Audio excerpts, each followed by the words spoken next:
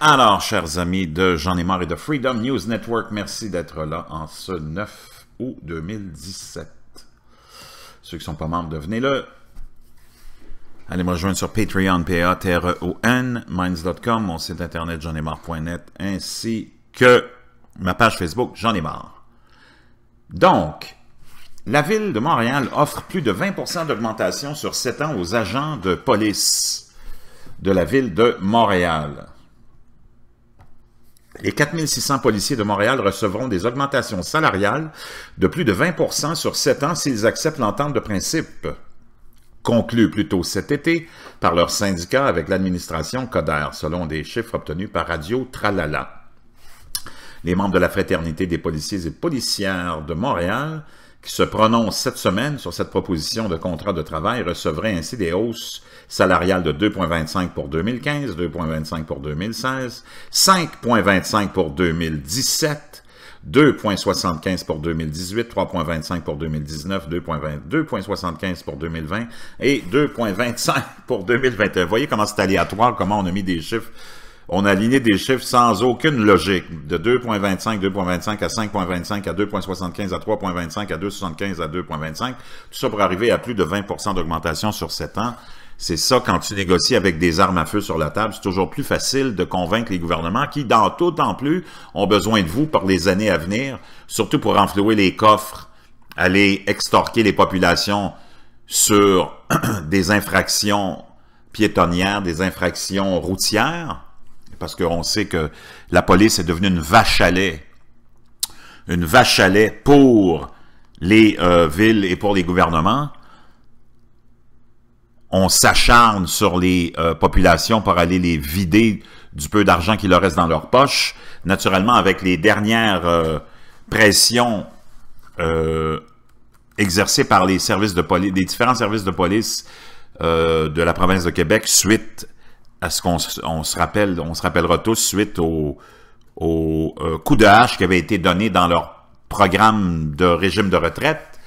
Eux autres, ils ont mis la pédale douce sur les, naturellement, les contraventions. C'était une façon pour eux de se rebeller, révolter, pour faire comprendre aux administrations que sans un service de police comptant, heureux de donner des contraventions, ben il n'y en a pas de contraventions, donc il y a moins d'argent dans les coffres, surtout pour une ville comme Montréal, qui dépense et dépense en fou. Surtout depuis que Coder est là, il y a des cônes. Avant, il y avait des cônes partout. Maintenant, on a réussi à mettre des cônes par-dessus les cônes, parce que naturellement, on a Denis Coder qui arrive directement de plus de 20 ans d'administration pour le Parti libéral du Canada, où il a été le député du comté le plus mafieux du Canada. Donc, naturellement, c'est un expert dans les cônes oranges et dans les attributions de contrats bidons. Donc, on a besoin de toutes les sources de revenus possibles et imaginables, d'avoir des policiers heureux et contents. C'est important pour avoir des contraventions qui vont se donner, et surtout maintenant qu'on se prépare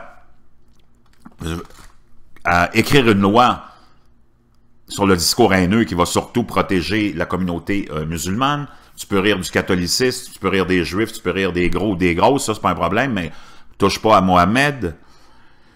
Ça s'en vient, donc ça va être d'autres contraventions, d'autres façons d'aller contrôler la population, et pour faire ça, appliquer ça, tu as besoin d'une police vraiment contente, parce que ce ne sera pas une job facile d'aller arrêter le pauvre monde qui font qu'émettre leur opinion. Donc, une hausse de salaire, on voit vraiment qu'on est rentré dans un régime fasciste où les gouvernements tentent le plus possible de rendre heureux leurs employés de l'État, car ils représentent une grande partie de la population. Donc, si on rend les employés de l'État très heureux, le système a plus de chances de survivre. Comprenez-vous? Tout est dans la survie du système. Les systèmes survivent tant que les employés de l'État sont heureux. D'ailleurs, la création de l'emploi au Québec et au Canada ne se fait que par l'implication des gouvernements. S'il y a de la création d'emplois, c'est pas parce qu'il y a des investissements. Il n'y en a pas d'investissement. Toutes les compagnies s'en vont. Les gouvernements ont découvert ça, qu'il y avait qu'eux autres qui pouvaient créer de l'emploi. Et en plus, en créant de l'emploi, tu t'assures de protéger le système, parce que tu as de plus en plus de monde qui vivent et qui dépendent du gouvernement pour leur chèque de paye. Puis si ces payes-là sont potable, ben, le monde va protéger le système. Voyez-vous, c'est spectaculaire. Partout où les systèmes sont tombés, ça a toujours commencé avec les employés de l'État qui étaient plus contents, qui recevaient plus leur paye, qui avaient plus d'avantages, et ainsi de suite. C'est comme ça que les systèmes commencent à tomber. Ici, on s'assure que le système va tenir pour, on l'espère pour eux autres, le plus longtemps possible. Je vous reviens.